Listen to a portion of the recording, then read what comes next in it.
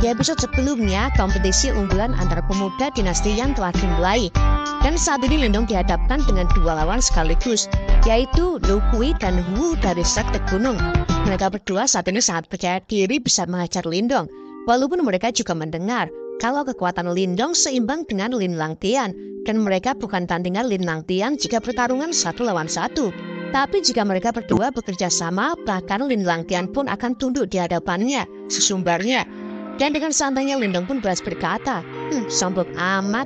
Kalau kalian bisa mengalahkan Lin Langtian, bukan berarti kalian bisa mengalahkanku. Dan tanpa basa-basi, dua pemuda itu pun segera maju untuk menyerang Lindong dan berkata, kalau begitu, mari kita lihat seberapa tangguh kau. Lindong pun dengan tenang menjawab, kalau begitu, akan kugunakan tubuh kalian untuk melihat seberapa jauh kekuatanku sudah berkembang. Dan kini, Lu Kui dan Wu pun sudah melompat dan mereka kini merilis jurus, yaitu teknik gabungan Sekte Gunung, dua palu pengguncang langit, dan madawar. Lindong pun dengan cepat menahan serangan itu dengan tangan kirinya.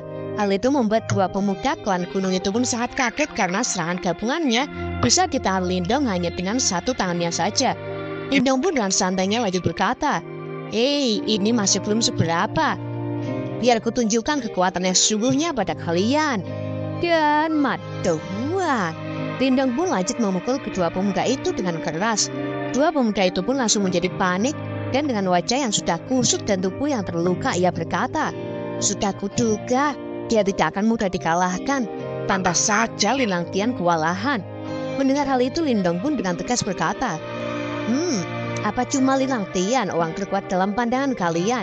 Di atas langit masih ada langit. Salah satu contohnya adalah orang di hadapan kalian ini. Hal itu membuat dua pemuda klan gunung pun jadi kesal. Mereka pun segera berusaha bangkit dan maju lagi dengan mengeluarkan tubuh iblis gunung. Lindong pun jadi semangat dan berkata, jadi kalian ngaca ada kekuatan ya? Oke, transformasi kera iblis. Dan wah, seketika Lindong pun merilis jiwa kera iblisnya dan langsung menyerang mereka berdua dan dawar. Jiwa kera iblis Lindong pun dengan cepat mengempaskan tubuh gunung mereka berdua. Dan tak berhenti di situ, Lindong langsung maju untuk memberikan serangan lanjutan. Dan wah, hal itu membuat kedua lawan Lindong sangat ketakutan dan berteriak, tunggu kami menyerah, tolong hentikan. Tapi Lindong pun mengatakan kalau ini sudah terlambat. Dan beneng. Jiwa kera iblis Lindong pun langsung mengepret dengan kedua tangannya dengan keras sampai menghancurkan tanah di situ. Tapi untungnya Lindong pun ternyata hanya menakuti mereka berdua dan memukul tanah di tengah yang langsung menjadi berlubang. Lindong pun dengan santai lanjut berkata, kau masih mau melawan ah? Seketika dua gunung pun langsung menjawab, tidak, kau menang. Lindong pun menyahut, terima kasih. Maaf saja ya, tapi aku harus pergi ke perang besar 100 dinasti. Melihat hal itu, kedua pemuda itu pun hanya bisa tengah-tengah dan berkata, dia terlalu kuat. Dan kini MC pun seketika berkata, pemenangnya Lindong, silakan melaju ke tahap selanjutnya. Lindong pun lalu berkata kepada Xiode, mereka berdua terlalu lemah. Xiode pun beras mengatakan kalau itu artinya Lindong sudah jadi sangat kuat. Tapi Xiode mengingatkan Lindong lagi kalau jangan sampai hal itu membuatnya lengah. Dan Lindong pun menjawab kalau ia mengerti. Dan kini Lindong pun mulai berjalan memasuki arena pertandingan selanjutnya. Dan untuk arena kali ini begitu banyak pilar. Lindong pun merasa kalau pandangannya akan jadi tertutup dan akan sulit bertarung di tempat seperti ini. Xiode pun menyahut kalau mungkin inilah yang diinginkan oleh penyelenggara turnamen. Akan tetapi saat ini lawan Lindong pun masih belum datang. Lindong jadi berpikiran apakah ia menang terlalu cepat. 5 menit, 10 menit, 30 menit pun berlalu. Akan tetapi lawan Lindong belum juga muncul. Lindong pun jadi ngantuk dan tiba-tiba saja dari belakang kini muncul seseorang yang langsung menyambar Lindong dengan pisaunya. Untung saja Lindong pun dengan cepat menghindarinya. Akan tetapi pisau itu masih mengenai pipi Lindong. Jelas Lindong pun sangat kaget dan berteriak, siapa yang berani menyerangku diam-diam? Dan ternyata itu adalah Wang Puing. Dan ia pun di situ langsung balas berkata, menyerang diam-diam? Bukan kok, aku hanya sedang memberikan hukuman yang pantas untukmu Lindong. Dan kini mereka pun sudah berhadapan. Wang Puing pun lanjut berkata, Hehe, Lindong, diam dan terimalah hukuman dariku. Lindong pun di situ masih kebingungan dan bertanya-tanya siapakah orang aneh ini. Shode pun lantas mengingatkan Lindong agar Lindong hati-hati karena orang ini sangat ahli dalam menyembunyikan diri. Puying pun segera memperkenalkan dirinya kalau namanya adalah Huang Puying dari klan Huang Pu. Dan dia adalah fans nomor 1 Nona Kingzhu. Lindong dan Shode pun hanya melongo mendengarnya. Huang Puying pun lanjut bercerita kalau sejak pertama kali ia berjumpa dengan Kingzhu, ia mengaku langsung terpikat dengan kecantikan dan keanggunan Nona Kingzhu. Sampai-sampai perasaan itu tidak bisa diungkapkan dengan kata-kata. Dan ia pun lanjut bercerita ketika ia mendekati Nona Kingzhu dengan hati yang membara. Nona Kingzhu pun di situ berkata, "Hei, ini adalah peringatan. Berhentilah mengikutiku kemana-mana."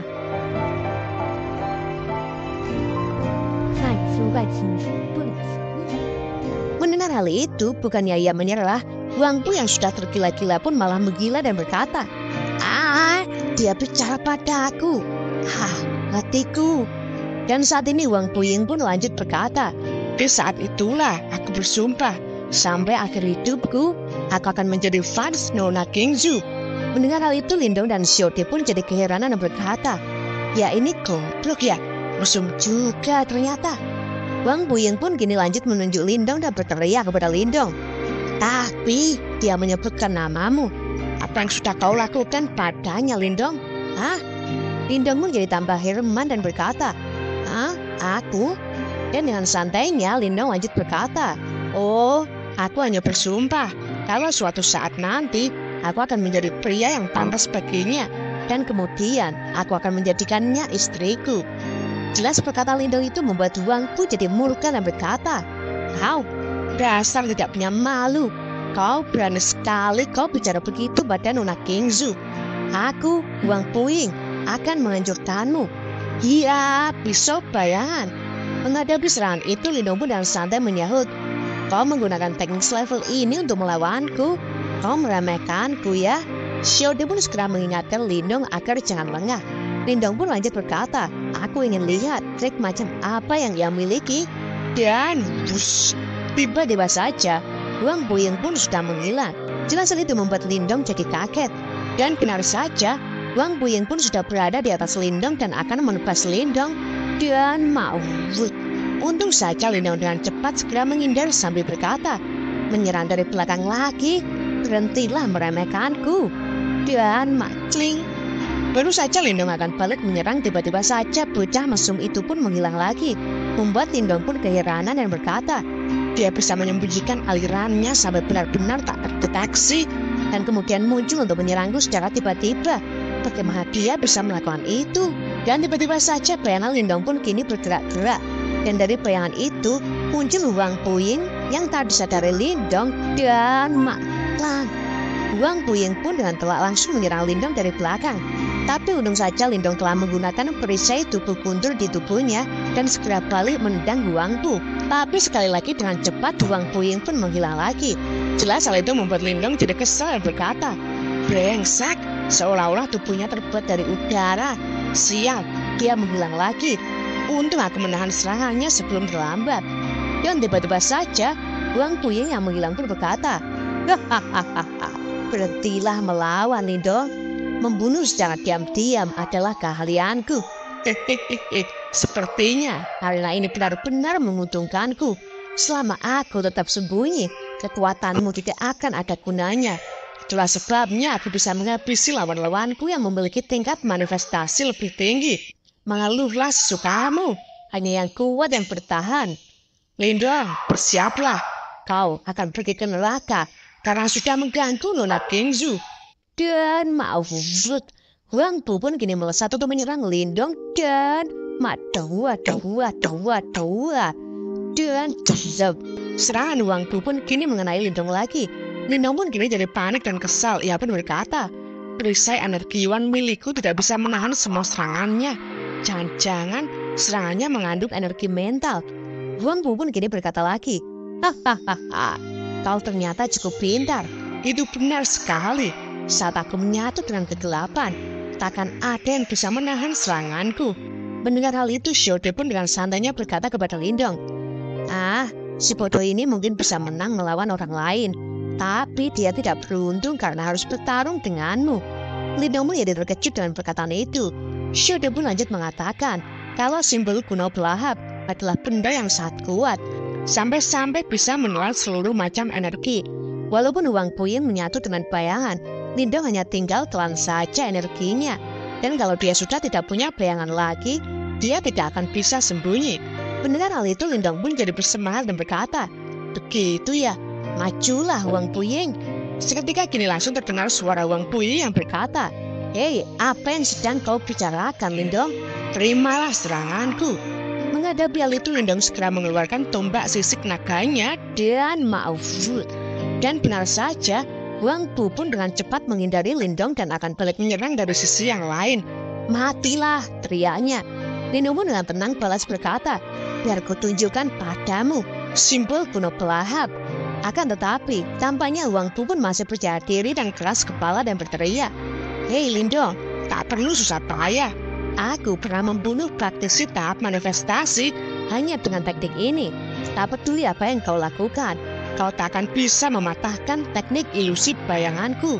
Lindong yang kini telah merilis simbol kuno pelahap dan tenang balas berkata, aku tak tahu siapa yang kau bunuh sebelumnya, tapi aku berbeda dari praktisi lain. Simbol pelahap kuno, lahap, dan maut. Simbol kuno itu pun seketika mulai menyedot energi bayangan dari Wang Puying. Jelas saja itu mengagetkan Wang Puying. Kekuatan apa yang dikeluarkan Lindong itu? Dengan wajah yang panik ia berkata, benda itu melahap teknik ilusi bayanganku. Bagaimana mungkin? Dan jeng. Ini Wang Puying pun hanya bisa duduk di lantai di hadapan Lindong dan ia tak mampu bersembunyi lagi. Lindong pun dengan santainya berkata, yo, bukankah ini si penakut Wang Pu yang suka main peta umpet, ha? Apakah kau mau berhadapan langsung denganku? Wang Puying pun tampak terdiam dengan memasang wajah yang serius dan tiba-tiba saja, tidak, ucapnya sambil berlari. Tak mungkin, ini tidak mungkin. Kenapa tak ada bayangan sama sekali di belakang pilar? Lindong pun kini mulai berjalan mendekati Wang Puying sambil berkata, akhirnya aku bisa menarikmu keluar. Kenapa aku harus repot-repot melepaskanmu lagi, ya? Dan dengan wajah penuh dendam, Lindong lanjut berkata, sedikit sakit rasanya saat kau menyerangku diam-diam seperti tadi. Dan dahuat. Aku benci orang yang menyerangku dengan sembunyi-sembunyi. Hei, kenapa kau tak sembunyi? Sembunyilah, bangsat. Lindong pun dengan penuh kekesalan mengajar Wang Puying, membuat Wang Puying pun kini jadi babak belur. Ternyata tanpa bayangan kau bukanlah apa-apa, ucap Lindong santai. Dan kini tiba-tiba saja Puying pun masih bisa bangkit dan langsung berteriak, hei Lindong, jangan terlalu sombong. Berdasarkan kekuatanmu sekarang, kau tak memenuhi syarat untuk PDKT dengan Nona Kingzu. Jelas hal itu membuat Lindong pun terkejut dengan perkataan itu. Dia pun jadi kesal dan berkata, apa kau yakin bahwa aku tak berani membunuhmu, ah? Wang Puying pun balas berkata, oh, aku hanya mengatakan kenyataan. Kau tak tahu latar belakangnya yang sebenarnya. Dia benar-benar berada di tingkat yang jauh melebihi imajinasimu. Meskipun kau dianggap sebagai jenius dinastian, dibandingkan dengannya, kau hanyalah lelucon. Dia ada di dunia yang berbeda dari kita. Tapi nirwana itu kuat, ah? Kau sungguh lucu. Itu adalah standar orang biasa di matanya. Dibandingkan dengannya, kita ini hanyalah semut yang merangkak di sekeliling daerah Huan. Kau tak bisa menggertak gajah, bahkan jika balasannya adalah nyawamu. Kau dan aku hanya bisa mengagumi dan memujanya sebagai dewi. Ada sesuatu yang mustahil untuk dimiliki di dunia ini. Kau bisa mengajarku sepuasmu. Hahaha. Melihat sikap dan perkataan lebay dari Puying itu membuat Lindong pun jadi heran. Dan dengan mempercaya diri, Lindong pun berkata, jika hanya butuh kekuatan untuk mendekatinya, aku hanya harus lebih kuat dari yang lainnya, kan? Beberapa tahun lalu, aku hanyalah seorang semut di matamu. Tapi sekarang, aku bisa mengalahkanmu, kan? Puying yang kesal pun balas berkata, itu adalah hal yang jauh berbeda. Jarak antara kau dan dia itu lebih dari imajinasimu. Dan dengan santainya Lindong pun menanggapi, apa bedanya? Punya rasa takut, itu adalah jalan untuk jadi seorang elit. Jika aku tak bisa melakukan semua itu, bagaimana bisa aku pantas bersanding dengannya? Tapi untukmu, Wang Puying, jika kau berani menghalangiku untuk mendapatkannya lagi, aku tak akan melepaskanmu dengan mudah. Mendengar ancaman dari Lindong itu, Puying pun kini benar-benar tak bisa berkutik lagi. Dan kini terdengar MC pun berkata, pertandingan antar pemuda babak kedua, pemenangnya Lindong. Si lalu beralih di ruang penonton. Terlihat di situ Patriark Wei Luo memberikan selamat kepada Patriark Lin Fan atas kemenangan Lindong. Dan tiba-tiba saja kini muncul suara yang lain yang berkata, Lin Fan, keluarga Linmu benar-benar sangat beruntung bisa memiliki dua jenius yang berbakat. Dan ternyata itu adalah kaisarmu. Patriark pun segera memberikan hormat dan berkata, Yang mulia Mo Qingtian, terima kasih atas pujian Anda. Kaisarmu pun tertawa dan berkata, hahaha, Lin Langtian dan Lindong, mereka berdua benar-benar luar biasa. Tapi tiba-tiba saja muncul suara lagi yang mengatakan, meskipun Lin Langtian dan Lindong punya cukup kemampuan, mereka masih bukan tandingan pangeran ketiga di kedua babak ini. Ada seseorang yang bisa menahan lebih dari 20 dari pukulannya. Kekuatannya tak terbayangkan. Hahaha, pangeran ketiga benar-benar luar biasa. Membandingkannya dengan Lindong, bukankah itu terlalu melebih-lebihkan keluarga Lin? Dan ternyata itu berasal dari Patriark Wang Lei. Dan ia pun lanjut berkata, anak itu Lindong, dia sangat beruntung. Dia bahkan punya senjata sihir yang bisa membatasi pergerakan bocah dari keluarga Wang Tu itu. Patriark Lin Fan pun balas berkata, hei, hasil dari pertandingannya sudah jelas. Aku tak tahu, apa ada yang mengganggumu, Patriark Wang Lei? Wang Lei pun dengan sombongnya lanjut berkata, haha, aku hanya berbicara kenyataan, jangan marah. Saudara Lin Fan, mungkinkah saudara Lin masih marah karena posisi klan Lin diambil oleh klan Wangku 20 tahun yang lalu? Orang tua ini sangat berharap bahwa klanmu akan mendapatkan tempat di tahun ini. Jika tidak, kau tak akan punya muka lagi. Patriark Lin Fan pun mencoba untuk tenang dan balas berkata, Patriark Wang Lei, kau seharusnya lebih khawatir dengan wajah klanmu. Keluargamu hanya punya Wang Zhong. Jika saja dia kalah, keluargamu akan pulang tahun ini. Wang Lei pun tak mau kalah dan berkata lagi, hahaha, jika kau tak ingin bertemu dengan pangeran ketiga, bertemu dengan Wang Zhong sudah cukup beruntung. Kita lihat apakah kau cukup beruntung tahun ini. Hal itu jelas saja membuat Patriark Lin Fan kesal. Patriark Lin Fan pun lalu menatap Lindong dari kursi penonton. Ia pun lalu berkata, Lindong, berikutnya lawanmu sangatlah kuat. Kau harus sangat hati-hati. Di belakang gerbang ini, pertempuran final antara pemuda telah menanti. Dan kini Lindong pun mulai memasuki arena dengan penuh semangat dan berkata, ayo pergi dan amankan posisi di perang besar 100 dinasti. Lindong pun kini telah melihat Wang Zhong di depannya. Tapi bukannya gentar sedikit pun, Lindong pun dengan percaya diri berkata, ternyata kau. Aku tahu akan melawanmu cepat atau lambat. Klan Wang Zhong. Wang Zhong pun balas berkata, oh, aku tak menyangka ternyata itu kirimu ya, Lindong. Kau punya reputasi yang baik. Bagaimanapun, siapapun lawanku, aku tak akan menahan diri. Lindong pun lanjut berkata, oh, kelihatannya kita punya tujuan yang sama. Aku pasti akan mendapatkan posisi di perang besar 100 dinasti. Dan cerita pun bersambung.